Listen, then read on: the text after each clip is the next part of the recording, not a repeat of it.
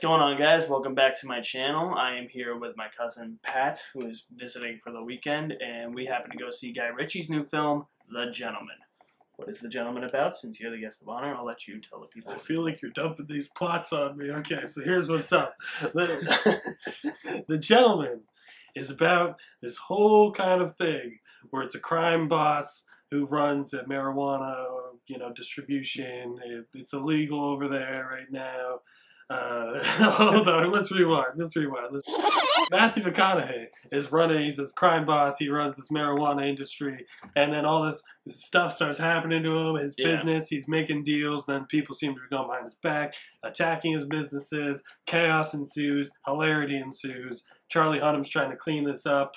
While this is all happening, we know that Hugh Grant is up to something, and he knows about a lot of this stuff, and he's asking a lot of questions, and he's involved in everything, and everything interweaves and interconnects in strange and interesting ways, and ends up where Colin Farrell is the greatest. And he's in a tracksuit, and all his mob guys are in tracksuits. His whole gang is just dudes in tracksuits. It's awesome. His name is Fahok, but spelled with a PH, so it sounds like Fahok. Please! Alright, Fahok, Conda Fahok. Please. And they make YouTube videos. So that is the plot. That is the plot of The Gentleman. That is the plot of The Gentleman. There are no gentlemen in this movie. They're all very violent individuals. As you can probably tell, we really like the movie. What's your history with Guy Ritchie movies? I've always liked Guy Ritchie. I've never been like a massive fan. I haven't either. I like his movies. I don't think I've ever loved any of his movies. Really? Like, I like a lot of his movies, but there's none of them that I'm just like, yes, that's a great movie. Okay. You know? I feel that way with Snatch and Lock, Stock, and Two Smoking Barrels. I like those movies, but I've never like. Yeah. See, for me, like Guy Ritchie, like I don't think he's made a bad movie except Swept Away. Like that movie sucks. But King Arthur. I mean, like it's not like great. You haven't seen it, but like I mean, it's entertaining and like that like kind of like you can't believe like this movie got made type of way. Even though there is like still good costumes, production value, it was definitely like a bigger foray into the big studio movies than he was definitely used to. Right. And that's kind of what I was hoping Guy Ritchie would eventually get away from, was like doing those big budget blockbuster studio Hollywood movies and just kind of go back to his roots, which he does in this movie. And I think that's what I really loved about The Gentleman, is that he just goes back to his roots. He does something wholly original again. Like there's minor spoiler here.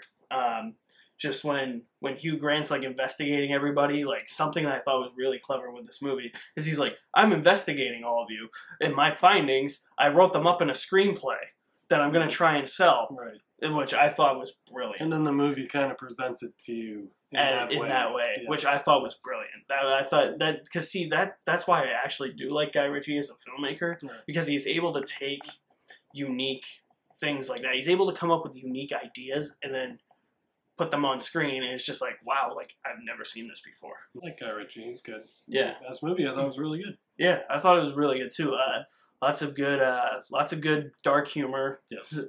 Some good just light humor too. I liked when Colin Farrell's obviously the best part.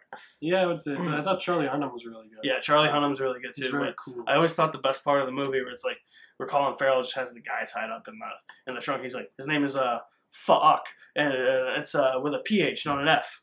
So I like I like that. Yeah, they played off that quick. Yeah, I also really liked Hugh Grant in this movie as Fletcher. Yeah, I thought he was really funny. Just his guy, is that a Bobby? I love him with Bobby. Like he's like this really annoying individual. Yeah, it's kind of, the movie's kind of jarring in a way, because it'll be talking about like something super dark, or it'll show you something super dark, and then all of a sudden you'll get a joke in the next scene. It'll cut back to like Hugh Grant. I almost said Hugh Jackman. That would have been a different movie. It cuts back to Hugh Grant talking to Charlie Hunnam, and then all of a sudden, like, the jokes just come. And it's just like I think that's fine, because I don't think they ever treat the dark parts like they're supposed to be super serious. Right. Like, I think because every one of these people are used to this world, they're used to the violent stuff, and it's coming through the filter of the script that Hugh Grant is presenting. I think it worked there, because everything's treated with a little bit of a wink, where it's not like, oh my god, I just watched this baby get killed, and then the next scene they're making jokes after like a super serious scene. Yeah. It was like, even those scenes where people are getting horribly murdered are funny. Yeah, because of like the way they're being presented. Yeah, yeah. That's what Guy Ritchie's always been really able to do well with his gangster films. That's why I was always hoping Guy Ritchie would go back to like his roots, like create that type of movie like Snatch or Lock, Stock or Rock and Rolla, which I actually like this movie more than Rock and Rolla. I don't know if you've seen Rock and Rolla. No, I don't think I have. But yeah, this is I would definitely put Snatch and Lock, Stock above this, and then this one, then Rock and Rolla, and then all of his. I kind of count his big budget blockbuster Hollywood stuff like separate. Yeah. But yeah, I liked all the characters too. They all had this uniqueness to them. Which, they all were very well defined. I thought their interactions when they eventually would interact. Yeah. Like Colin Farrell eventually interacting with like Charlie Hunnam and stuff like that. Like, it all felt natural. It was good. Was there anything you didn't really like about the movie? Not really.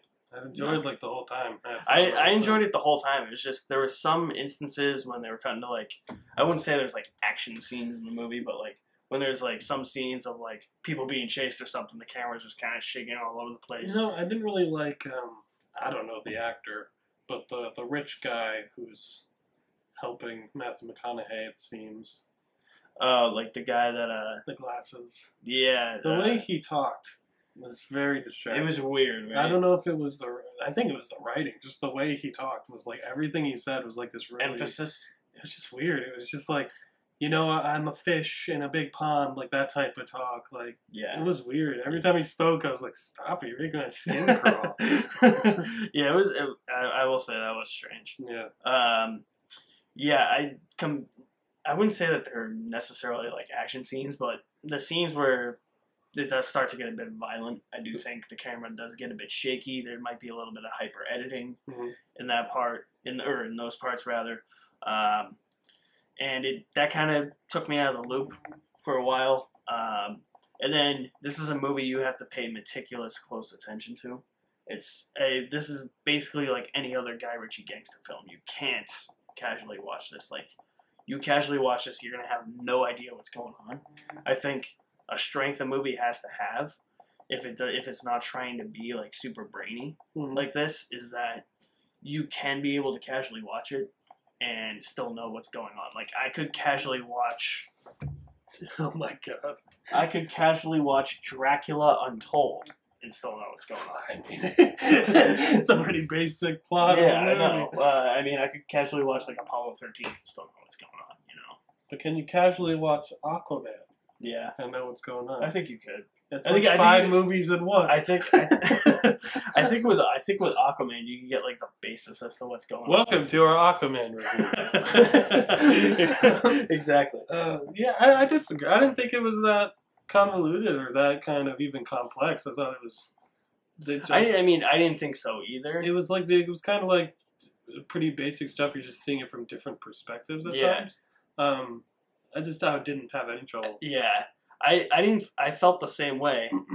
I was just thinking more towards like somebody who's like a casual audience who's going in for like, because all those casual audiences now, they just want the guns and the explosions. And, it's not a linear movie, but it's definitely not like people. I think it's broken up in a complex way, really. Right. I think it's gonna be really off-putting to people who just want like a straightforward movie and are just like, I like Guy Ritchie's other movies or something, but like, I just want a straightforward movie like an Aladdin or something, but I don't know who's going into this being like, oh, this better be like Aladdin.